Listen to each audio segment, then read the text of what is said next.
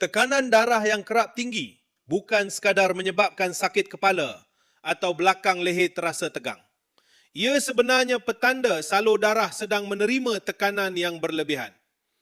Ramai yang menganggap simptom ini hanya berpunca daripada keletihan, sedangkan jika dibiarkan berpanjangan, ia boleh meningkatkan risiko strok, penyakit jantung dan masalah buah pinggang. Kebanyakan orang hanya cuba mengurangkan simptom.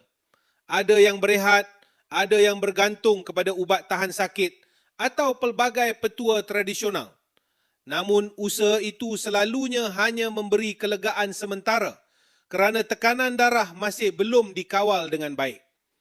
Sebagai satu ikhtiar, jus Ratu Pari diformulasikan menggunakan ekstrak bunga maharani bersama campuran herba terpilih.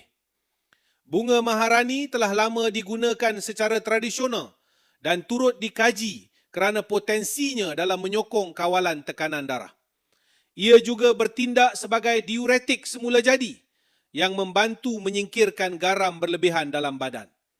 Hasilnya, ramai pengamal berkongsi perubahan positif selepas mengamalkannya secara konsisten.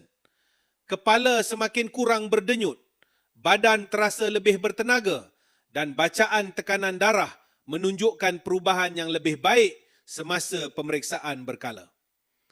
Kalau korang sedang mencari ikhtiar terbaik untuk bantu kawal darah tinggi dan 3 serangkai, jangan tunggu sehingga simptom menjadi semakin serius. Klik beg kuning atau pautan di bawah untuk mengetahui lebih lanjut tentang jus Ratu Pari.